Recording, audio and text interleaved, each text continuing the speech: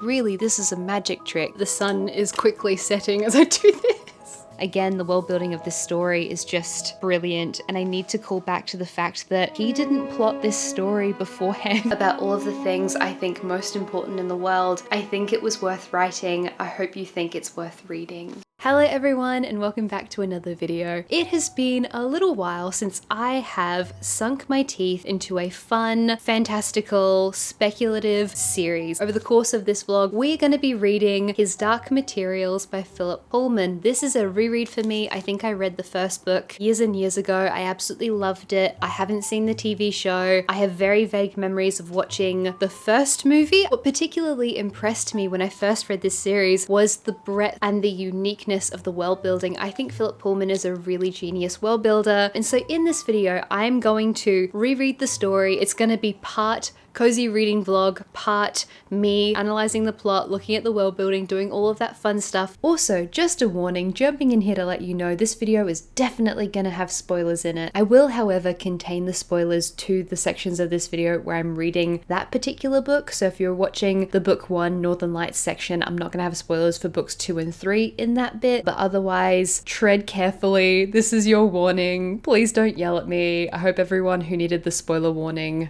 watched this part of the video. Thank you. Hello everyone. It is currently 10 p.m. on a Tuesday night and I have had the sudden inclination to start rereading this series, His Dark Materials by Phillip Pullman. Now I've read this series before. I think the first time I read it was maybe 4 years ago or so. It was a while ago and I remember really loving this series, and it's been honestly a little while since I've really sunk my teeth into a fantasy series. And I think the reason is that because I've been so deep in novel writing, I wrote my last novel, which is Project Teacup, which is a secondary world fantasy, and now I'm working on another novel which is called Project Spiegel Tent, which is more like an artsy, circusy, real world story but still fantasy. For some reason between those two novels, maybe because they're fantasy, I've kind of struggled to really sink my teeth into a fantasy series, but I'm here and I really just want to read something fun and speculative, and now I'm sitting here, as I said, 10 o'clock at night on a Tuesday,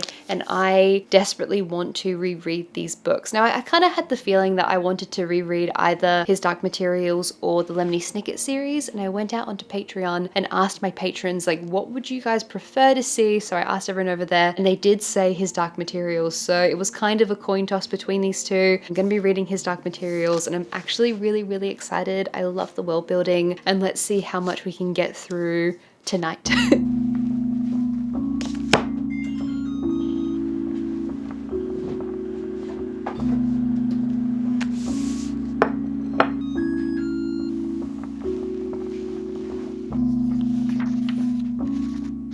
I've seen other bookish people do this thing where they stick a bunch of pictures on a board and talk about it, and that looks really fun to me.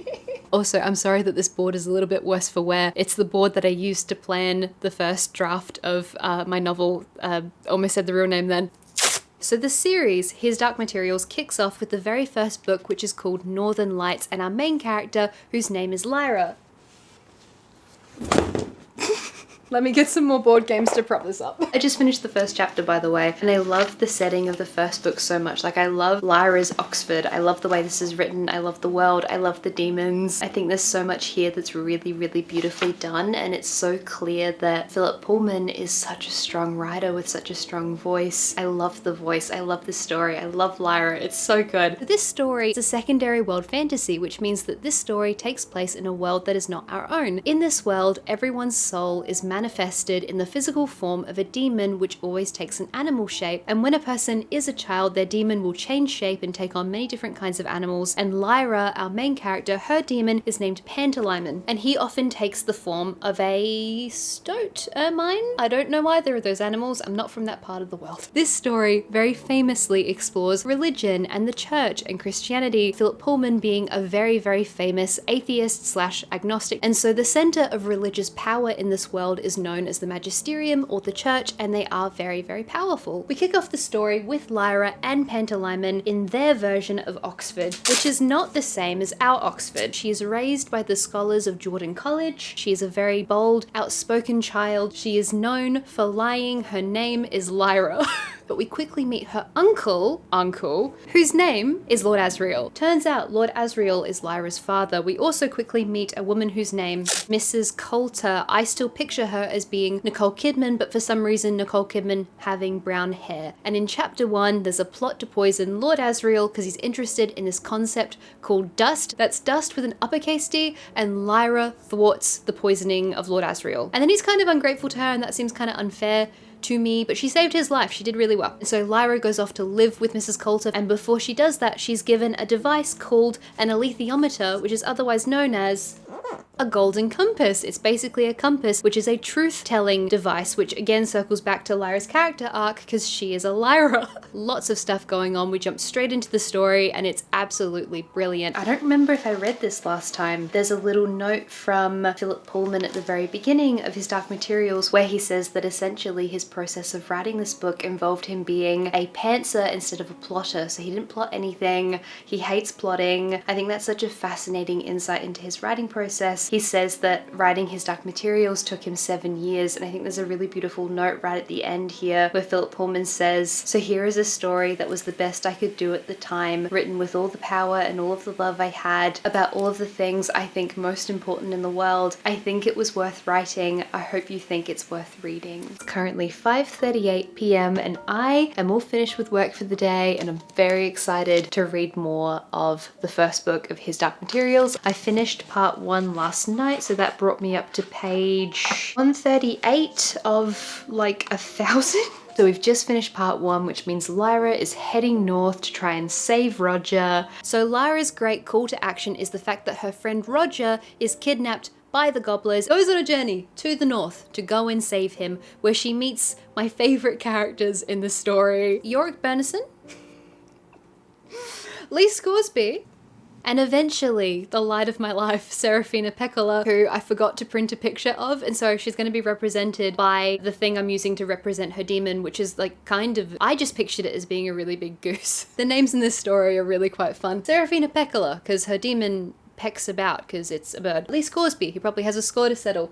Yorick Bernison, who's a bear. Bernison sounds like bear. And yeah, we've had all of the moments with Mrs. Coulter. Anyway, Mrs. Coulter is kind of terrifying. Lord Asriel's a mess. I adore Lyra. I love her. She's so bold, and I love that her character trait is that she just lies about everything, but she doesn't lie in a nasty way or a nefarious way. Like, she just is this really creative child who has a lot of justifications and who's really, really quick-witted, and I love that part about her character. And I almost forgot to mention that we do find out that Mrs. Coulter, surprise, surprise, plot twist, is Lyra's mother. Lyra, with the Egyptians and Fardacorum, they're traveling to the north to try and save these kids from the gobblers. She wants to save Roger. She's going up to the north. She meets these beautiful people. Well, she doesn't technically meet Serafina Pekkala yet. She meets the goose her demon first. Unfortunately, Lyra gets abducted. She gets taken further to the north to the facility where conveniently Roger and the other children are. And so Lyra must hide as Mrs. Coulter is wrapped up in all of this because the name Gobblers, which is the group of people who are stealing children, that comes from the acronym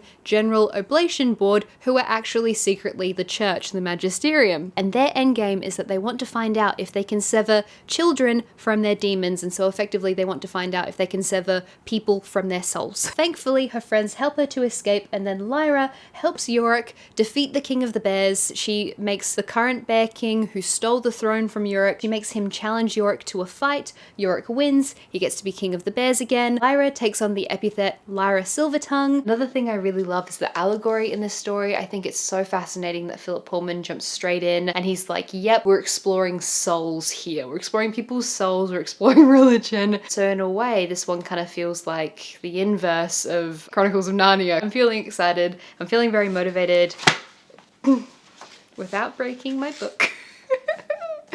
Let's get reading. And then Lyra, with Roger, head even further north to go find Lord Asriel, who's been studying dust, again with an uppercase D, not regular dust. And then Asriel, for some reason we don't know, freaks out when he sees Lyra, and then he notices Roger, and he's like, oh, thank God. Thank God that Roger is here.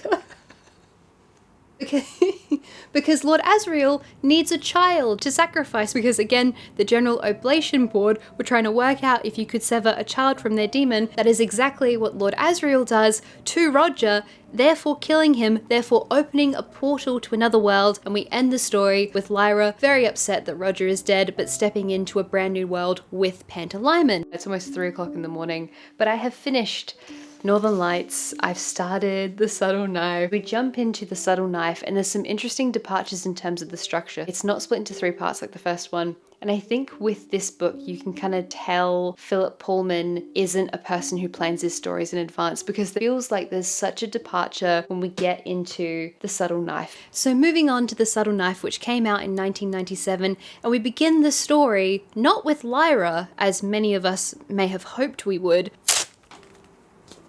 because all of a sudden, the novel has a different main character. All of a sudden, Lyra no longer feels like the main character. Instead, she feels like a kind of equal main character with Will, who is from our world. I don't picture a thing when I picture Will. I just picture like kind of faceless boy child. Begin the story with Will, not in the world that contains Lyra's Oxford, but actually in our own world. And so all of a sudden, jumping into book 2, we have a genre shift. This story is no longer a secondary world fantasy, it is a portal fantasy. And so Will travels to his version of Oxford, which is our version of Oxford. He's very much Lyra's opposite. He's honest, and he's had this very grounded childhood. He doesn't know what happened to his father. His father was an explorer. His mother is unwell, and he feels a lot of responsibility over looking after her. And these 2 men are after his mum, or like after these papers that his mum has. And then Will, who is the same age as maybe a year older than Lyra. So Will is suddenly on the run, this poor stoic child. He finds this weird kind of hole in the open air, and he steps into it, and he finds himself in a different world, which is called Cittàgazze, which is where Lyra currently is as well. This is a portal fantasy, and the allegory of souls manifesting in different ways in these separate, disparate universes becomes more and more clear. She's very, very different to him. And I like Lyra's character a lot more than I like Will's character. But that being said, we ended Northern Lights in sacrificing Roger. Lord Asriel has opened up a portal to another universe. Lyra has stepped on through, and this is a scary, spooky town where there doesn't seem to be anyone around. They eventually find out that there's other children around, but there's no adults, and the reason why there's no adults is because they have these terrifying wraith things floating around that children cannot see, which are basically eating all the adults. Very, very spooky. And so Lyra and Will have been wandering around. Meanwhile, there's all of these things they just can't see, which is very creepy, and I really like that. Back in Lyra's world, we find out that Mrs. Coulter is off torturing witches, trying to find out information, and she finds out that the witches have a prophecy about Lyra, which was spoken about briefly in the first book, but which I forgot to mention when I was speaking about it before. And so Mrs. Coulter is now on a fact-finding mission. And so we have Will, who wants to go off and find his father, and we have Lyra, who wants to learn about dust, and they go back and forth between Cittàgazze, Will's version of Oxford, and they meet a scientist whose name is Mary. They go back and forth, a bunch of stuff happens, and eventually Will gets his hands, what's left of his hand, on a subtle knife, which I also forgot to print a picture of. Imagine there's a knife. Hold on. Hold on. We're doing this the right way. Let me find a pen. Ooh. I'm also aware that the sun is quickly setting as I do this. It's a really shitty looking knife. I'm sorry. Will gets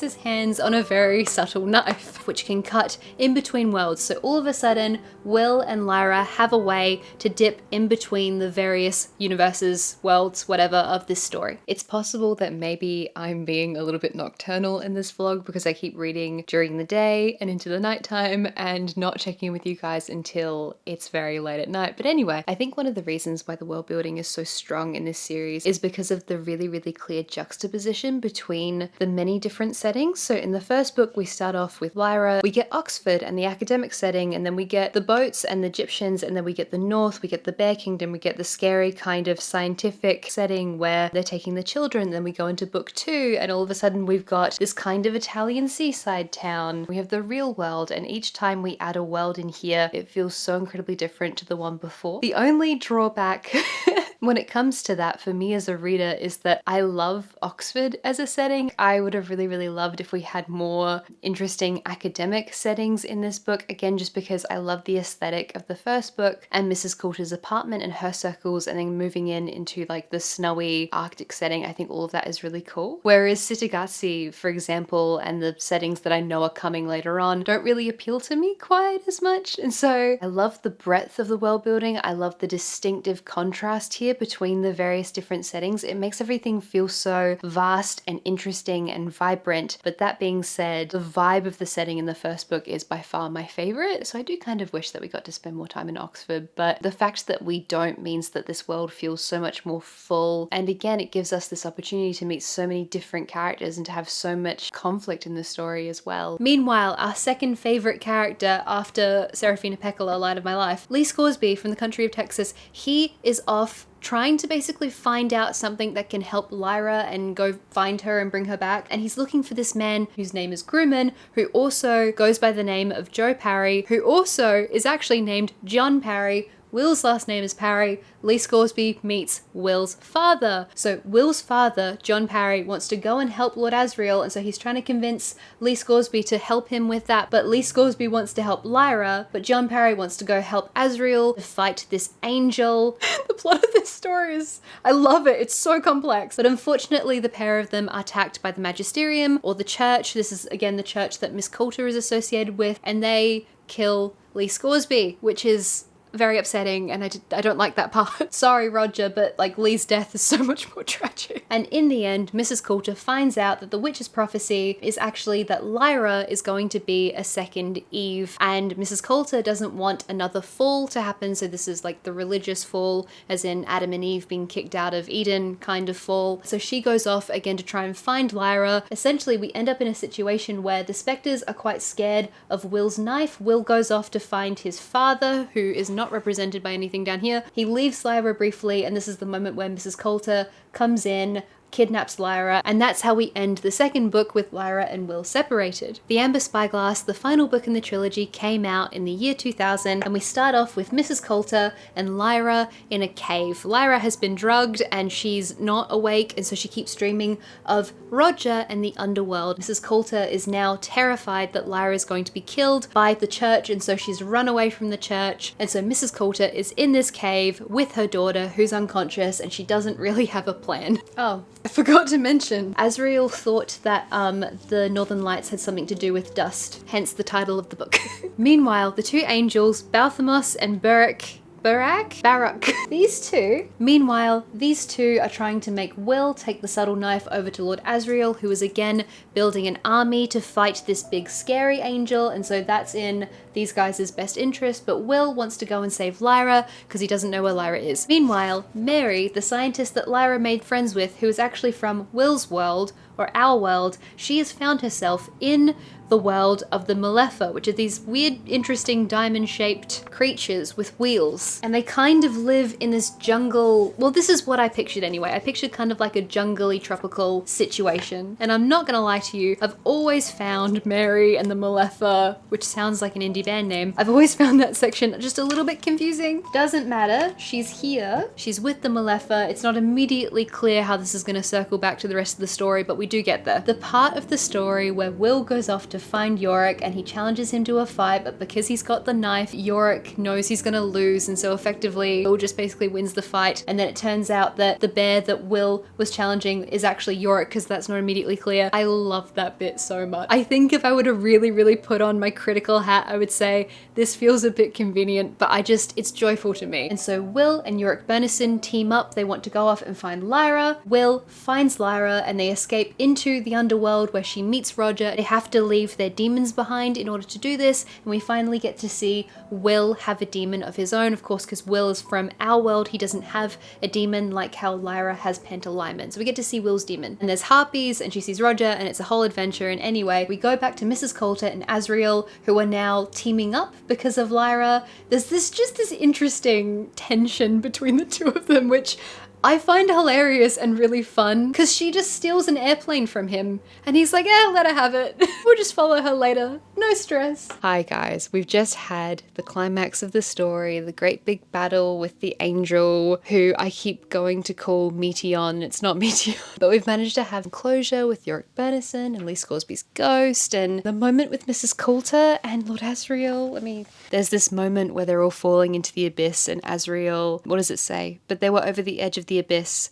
They were rising, and if it flew higher, Lord Asriel would fall, and Metatron would escape. Marissa, Marissa, the cry was torn from Lord Asriel, and with the snow leopard beside her, with a roaring in her ears, Lara's mother stood and found her footing and leapt with all her heart to hurl herself against the angel and her demon and her dying lover and seize those beating wings and bear them all down together into the abyss. What a incredibly climactic end to Mrs. Coulter and Lord Asriel. And honestly, I love them as characters. Like, I just think that Mrs. Coulter and Lord Asriel, the whole dynamic there with the two of them, I think that it's so incredibly interesting. And honestly, I would also say that I would really just love a story with Mrs. Coulter and Lord Asriel in it. Like, I think they're such interesting characters and there's so much that Lord Asriel did that we didn't get to see, how he got to where he got to, how Mrs. Coulter got to where she got to. And it's a real testament to the kind of iceberg theory that happens when you have a big, complex, magical world like this, that everything feels real. Like, really, this is a magic trick because the only stuff that really exists for us as readers is the words on the page, right? Everything else is created and lives within our imagination, but with a really good, strong world, it feels real. It feels like if you panned the camera a little bit to the left, you wouldn't see a set and you wouldn't see people holding cameras and fake shrubbery and all this stuff. You would genuinely just be within the world. Like, it feels real. It feels like you could turn your spyglass in any direction and you would be able to see more things. But that's where the metaphor of the iceberg comes from when it comes to world building, because the reader only sees the tiny, tiny tip of the iceberg, and the implication is that there's so much more beneath the surface. And oftentimes with the author, there is a lot more beneath the surface. At least I know for the novels that I've worked on, because again, I love building a secondary world. I love magic. That's my jam. You know, I can only ever put in a fraction of what I want to put in, particularly for Project Teacup, because I'm not quite there with Project Spiegeltent yet, but with Project Teacup, there was so much stuff I wanted to put in about the postal system and this political and that war and this thing and that thing. And it is such a beautiful balancing act when a story really, really gets it right and everything just feels real. Anyway, Will and Lyra escape into the world of the Mulefa where Mary is, and so finally Mary circles back to the central plot of the story, because the first time I read this I really struggled because I was like, this is cool, I like this, how is it relevant? I have very much overfilled my cup of tea. And I have stopped myself reading really, really late last night because I have, I think, 2 chapters left of the story. Let's read the last little bit of the Amber Spyglass, the final book in His Dark Materials.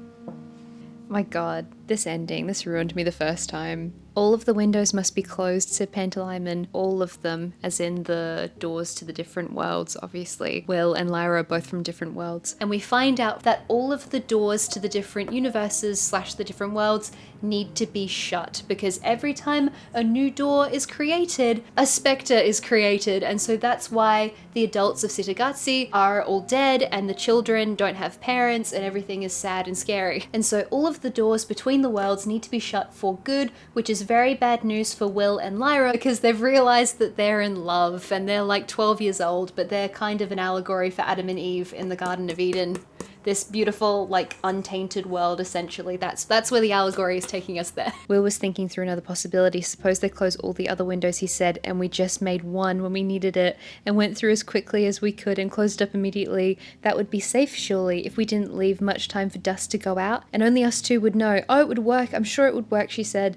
And we could go from one to another and stay healthy. But the demons were distressed, and Kojava was murmuring, no, no, and Pantalaimon said, the spectres. She told us about the spectres too. The spectres, said Will. We saw them during the battle for the first time. What about them? Well, we found out where they came from, and this is the worst thing. They're like children of the abyss. Every time we open a window with the knife, it makes a spectre. And so Will now has to choose between Lyra and his mum. Pantalaimon was now an animal whose name he couldn't quite find. Like a large and powerful ferret, red gold in colour, lithe and sinuous and full of grace. Kajava was a cat again, which is a nice circling back to the beginning of the second book with Will, with 1,000 different glints and shades of ink black, shadow grey, the blue of a deep lake under a noon sky, mist, lavender, moonlight, fog.